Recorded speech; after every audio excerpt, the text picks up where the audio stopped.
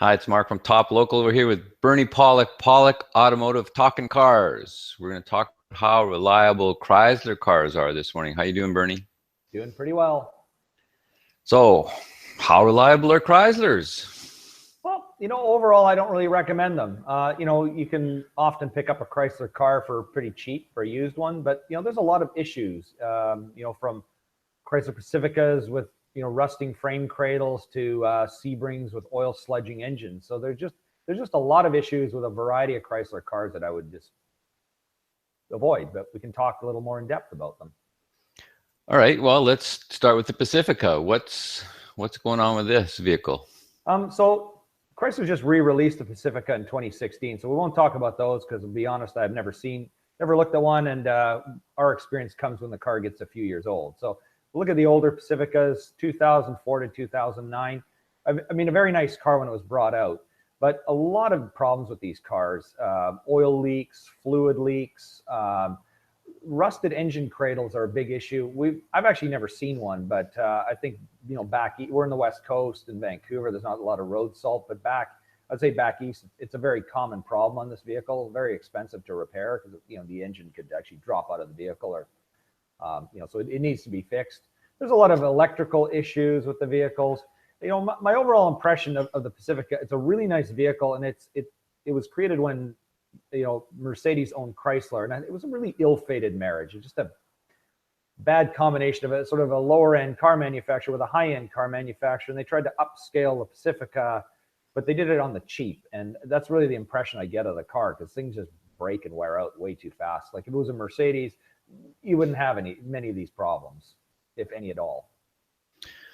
All right, so what about the Sebring?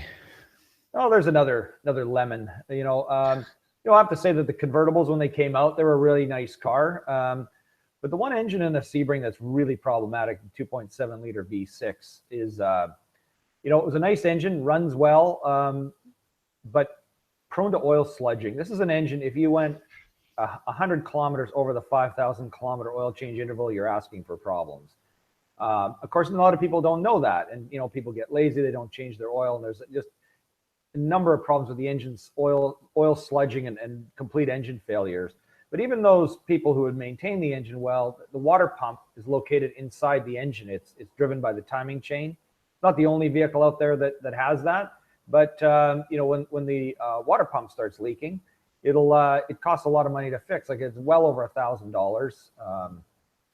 $1,500. You have to take the timing chain cover off to get it out. So it's not really a smart design for longevity of repair. Knock on wood, I own a 2001 Subaru Outback with a 6-cylinder. It's got an internal water pump. I've got almost close to 300,000 kilometers. The water pump's never been replaced. I say knock on wood because it'll go sooner or later, but that's a reliable system. The Sebring wasn't so reliable.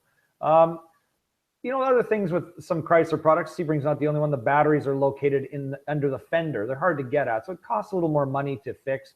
Again, that's not the only car that has a hard to get at battery, but for an average American car, people have an expectation things are going to be simpler and a little less expensive to fix. And Sebring is definitely not one of those vehicles. All right, that brings us to maybe the more luxurious 300 series. See quite a few of these around. How are they? Again, they're not the most reliable, but I think they're a step up from the Sebring and the Pacifica. They got kind of a unique styling that people like, but again, we don't work on a lot of them. That the ones we have worked on have been pretty reliable. I mean, a few front end steering issues, but overall the cars have been pretty good. All right, so we could talk about the Crossfire. It's a pretty unique vehicle. How are they? I'd say these are pretty decent. They're not very common.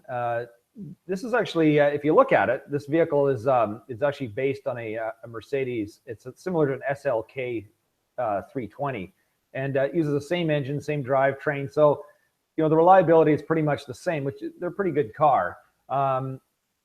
So yeah, they're good. The only issue I've seen, that I actually haven't seen personally, but just doing a little research, is the rear windows apparently fall out of these cars. So that seems to be the major complaint, but otherwise a little more reliable.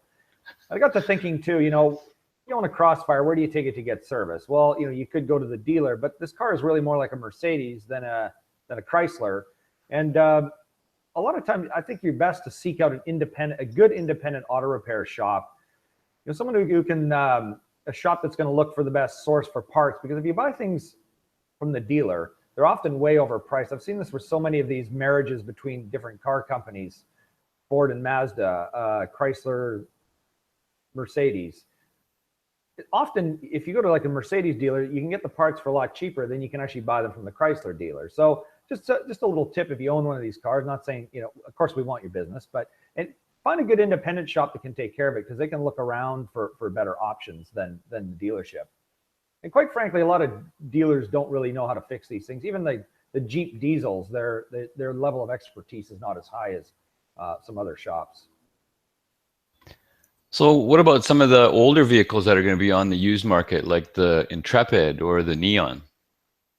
Definitely vehicles I wouldn't recommend. The Intrepid had a lot of issues with, coolant leaks, steering parts wearing out, electrical issues. They weren't fantastic vehicles. Neons, I mean, there used to be a lot of those cars on the road, and we rarely ever see one. We had a client a couple months ago with one. We did a bunch of work on it. The car's, still chugging along pretty good, but they're certainly they're the kind of car they lose their value so much by the time they need some sort of major repair. It's better just to scrap the car than fix it. With PT Cruiser though, that's another, it's a little flashier of a car. That's basically based on a Neon. So, again, same sort of level of problems. But if you have a PT Cruiser convertible, maybe you might want to fix that because it's a little more special of a car. But yeah, those are a couple of vehicles I'd avoid. So overall, Chrysler's not really doing all that great of a job. No, and it kind of makes me sad to say so, because I'm kind of a Mopar guy at heart. My first car was a '69 Dodge Dart 340. I had a lot of friends who had fast Chrysler products way back, from the late '60s, early '70s. I mean, they were awesome cars, pretty reliable and fast and fun and good looking cars. Yeah, and even the Dodge Slant 6 was a super reliable vehicle. I've owned Dodge vans with 318s. They're like bulletproof. Again, not fantastic performance, but good, well-built, reliable cars. So I think unfortunately, like, Chrysler cars have just really gone downhill. I think they've really struggled to find who they are. That they merged with Mercedes, and that's gone now. Fiat owns them, and I mean, in their styling department and marketing department, they've done some pretty amazing things, but the vehicles are really not great.